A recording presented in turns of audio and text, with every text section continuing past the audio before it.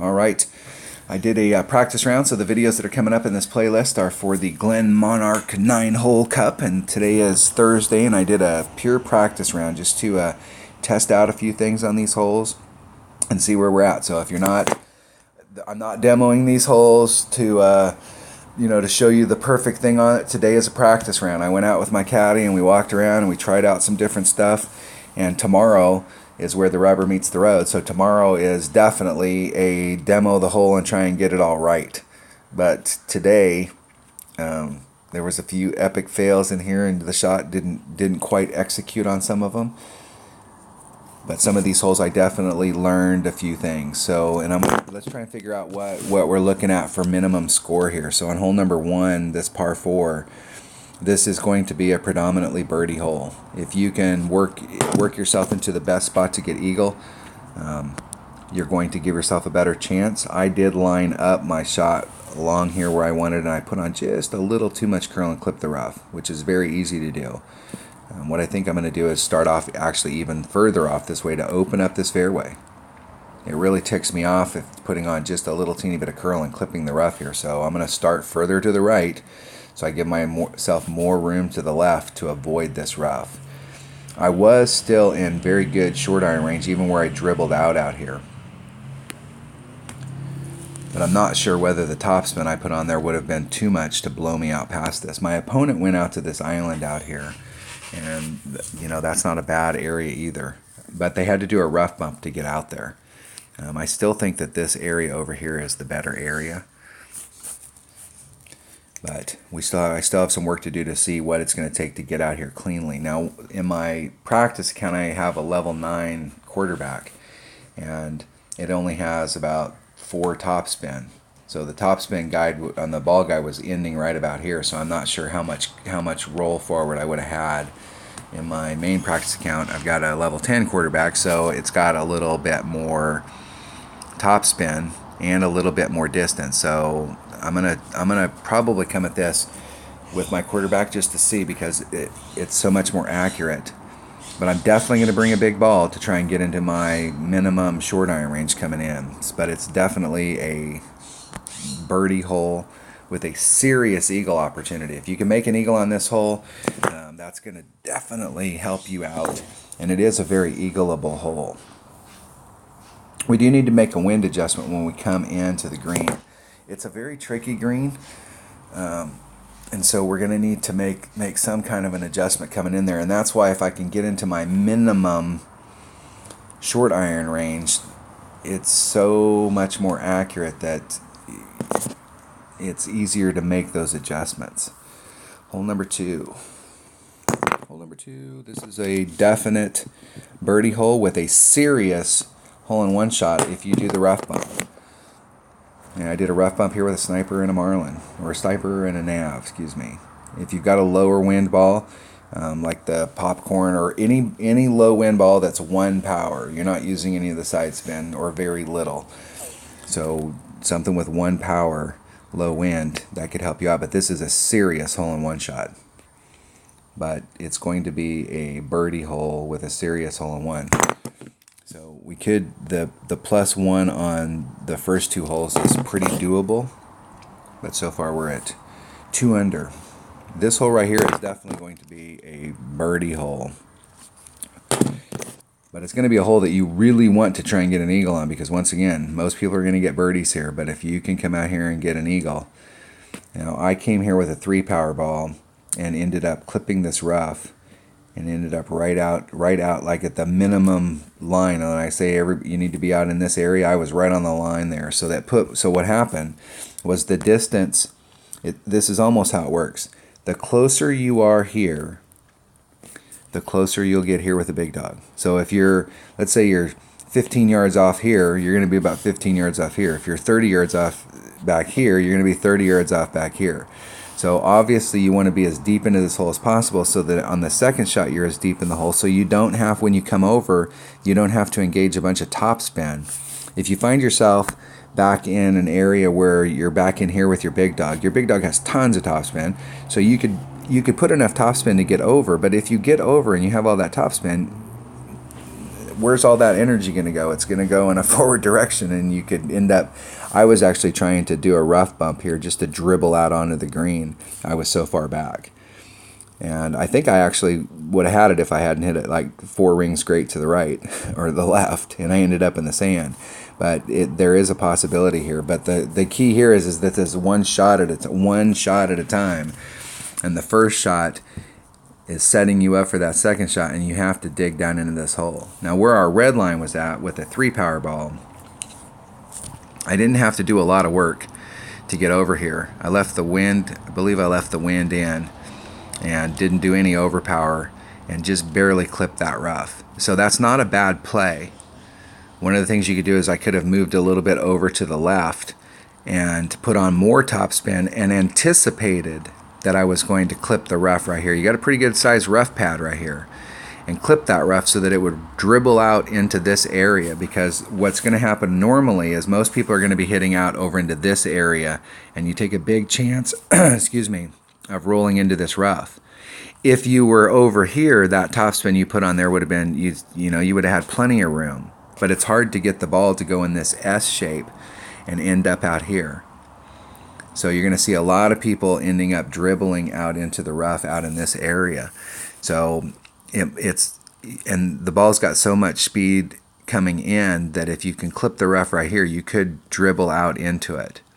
Now, if you bounce here and you clear it, then it's all about, you're not going to want to put on max topspin, because then you'll end up in the rough out here in the front, and that defeats the purpose.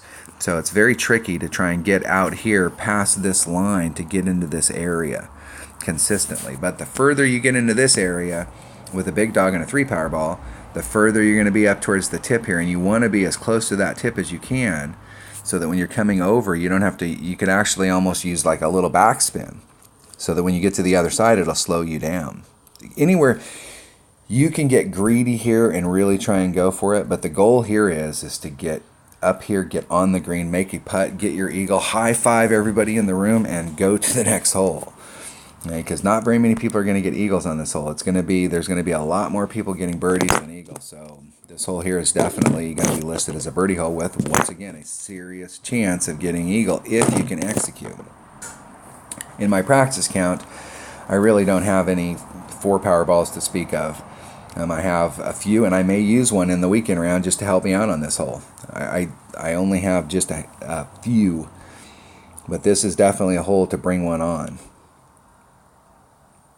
And I think really it's the only hole, the only of the par 5s that, in order to get it done, you have to bring, you may have to bring a power 4 ball. This hole right here, hole number 4, is definitely a birdie hole with a serious chance at hole in 1 if you do the rough bump. Hole number 5. Okay, I demoed this hole today, and I put my white ring, I used a katana, and I balanced them out. I put on as much left side spin, and as much top spin as I could balance out between the two. So I was maybe a ring and a half short on the top spin, and maybe a ring and a half short on the left-hand side spin. I put my white ring fully in the sand. I put my clear ring fully on the rough. And I did a max overpower hook shot. I ended up landing up right in this area here. I had plenty of room around me coming in. I didn't quite get it all, and I ended up right here, able to make the pitch to get in to get eagle. So this is the shot that I will be taking in the tournament, because it's better to go for it on these 9-hole cups and end up failing than it is to lay up out here and just accept a birdie. And if you use this shot right here, if you go for the max overpower hook shot and you end up in the drink, your next shot needs to be another max overpower hook because you have to commit to it. So I've done this in tournaments in the past where I've been on this hole and I failed on the first one and ended up in the drink. And now you have to get what you would have got for the eagle. You have to achieve that goal. And I've ended up coming back the second time and ended up making the shot and then got on and ended up with a birdie. But you can't go, get all freaked out and then lay it up, because now you're just guaranteeing yourself a par. But this hole right here is definitely in my opinion, eagleable. But for most people out there, this is going to be a one hole. It's not, if you're doing it the traditional way where you're trying to hit up in the front, it's not going to be an easy eagle to get. But I'm trying to get on. And this is a video I will definitely be going back and paying some serious attention to as far as where I was at and where I ended up out here. I'm not going to try and get too greedy and go, hey, I'm going to try and go right for the cup. My goal is not to try and get a hole-in-one here, because it's not going to happen.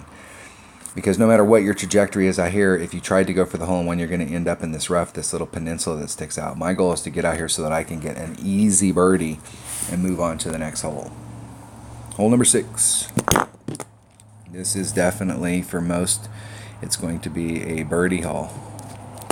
But if you can get out into this area right here, and I used an extra mile and a Titan. I think I left the wind in and I did a max overpower shot, and I only used about 3 topspin. I didn't use a lot of topspin, because if you can get over to the other side and you put anything more than that, you're going to end up rolling into the rough. The first shot here is tough enough, but the second shot where my red line was right in here with a big dog. And so in order to get that, I came out into this area and did a max overpower hook. But I didn't put very much topspin on. I only put on a couple topspin. And I have to go back and watch this. I tried to scroll out far enough so that I could look back in the ball guideline and see if there's some transitional point, you know, like the tip of the sand, or if there's some transitional point that I was going across, so that when I set this up, I can go, hey, I'm going to put my line right here. I left the wind in. But this shot right here is definitely, this hole right here is definitely a hole, if you get tricky on it, that you can get up there. Now you can lay yourself up here, and this is a very makeable chip-in shot. But my goal is to try and be on the green with a putt for eagle, as opposed to trying to get that chip in. But this is going to be a birdie hole for most of us. Hole number 7. All right, if you're going over, it took 7 backspin in order to stick it right at the hole. I think I hit the shot great to the right, but I really wasn't concerned about trying to get it in the hole today. My goal was to try and see what kind of backspin I needed to be pin high. So it takes about 7. If you don't have a club that's got 7 backspin, then you're either going to have to hit from this side over here, which blows, or you're going to have to do a rough bump over here and try and roll it onto the green. But there's a wind adjustment here, and if you do this rough bump, and we've got a forward moving wind, if you do this rough bump and you didn't adjust for the wind properly, you could find yourself in a very big spot of bother where you hit the fairway and then you went for a ride. And I believe I was doing a 20% wind adjustment on this. Hole number 8. Hole number 8. This one here, I went for the shot, and I'm going to do this shot again with my main account, because the shot coming out here, either hitting out here and taking a short iron on, if you hit to this side, I recommend backspin clubs. If you're hitting out here, I like the Hornet. But if your club of choice is a Thorn, then use your Thorn. If your club of choice is a Claw, use your Claw. If your club of choice is a Hornet, you use your Hornet. Whatever you feel most comfortable with. If I was hitting from over here, I would use backspin clubs. If I was hitting from over here, which is, you know, the shot, I would definitely bring a Hornet. And I've made this shot out here a lot. This is a great shot. I tried today with a Berserker and a King and an extra mile to see what kind of, where I was at. And I'll go back and watch the video. And what I'm going to look for in the video is where I landed out here. I started off on this side, so my ball guide's going in this direction. You know, even worse than that. It's going in. See if I can get my pin to work. Going in this direction. And so I started off on this side. I left the wind in, and I was trying to get to curl it out, and I ended up out in this area. Not enough curl on an extra mile. But what the key thing here is for me to see where I landed out here. So if I landed up in here, and then I went that direction, I can't really move the ball over. But if I landed up here, then I could have started off, instead of starting off here, I could have started off right here, because I know with the wind and the overpower that I'm going to end up in front of that sand, and I don't have to put on as much curl. So I'm going to be I want to look and see where my landing zone was here, and how far ahead of the sand I was, or if I was ahead of the sand. So if I ended up out here, I still had a little bit of room left here, which means I'd need less curl. or I need to bring an Apocalypse. And I think you can get it done with probably like a level 1 or a 2 Apocalypse. It doesn't have to be a high level Apocalypse, because it has so much more curl. But I don't think it has so much more curl when it's low level like that. So it may not be it may not work unless you've got it up to a high enough level that it's got more curl than the Extra Mile. But I'm going to work this shot. We all know how to do these layup shots here and trying to get in with our short iron. That's not really that big of an issue. But if I can figure out a way to get on this green in one with my clubs, then I'm definitely going to want to explore that. All right, that was hole number 8. Hole number 9. Hole number 9, I used an Extra Mile 2 topspin. And I know just from playing this hole in the past that when I got to this hole, I was like, wow, that's a 2 topspin. And the goal is to get yourself as much distance going in that direction as you can, but not rolling off. It takes quite a bit to get over, but you can't put it all on there or you'll dribble off into that sand. The farther that you can get to the left, the less topspin, the deeper you can get into this hole, which means the less topspin you're going to have to put on your big dog shot. And coming in here, I put on 2 topspin, which I think was about the right amount of topspin. I did maybe a 1/3 curl, and then I hit it great to the right, like a 2-ring great to the right, and ended up dribbling off the backside here into that rough, because there's it's fringe, fairway, rough, and they're really close together. Being short up here in the front of this green is not good, because it is a difficult putt when you're short up on the green. You either need to be mid green, or a lot of times in the past I've come to this hole, I've rolled off about pin high and been on the fringe of the fairway down there, but it's a pretty tricky shot. And it's going to be one of those ones that I could demo it 1,000 times, and you get out there and it's going to be totally different for your clubs. So you're going to have to learn with your clubs, based on what area you're landing in out here, what this second shot's going to be. So what do we got here? 1, 2, 3, 4, 5, 6. Let's go back to 7. 7 was a par 3. That's a birdie hole. And hole 9, or 8. This is a birdie hole. And hole 9. And this is a predominantly birdie hole. So 1, 2, 3, 4, 5, 6, 7, 8, 9. So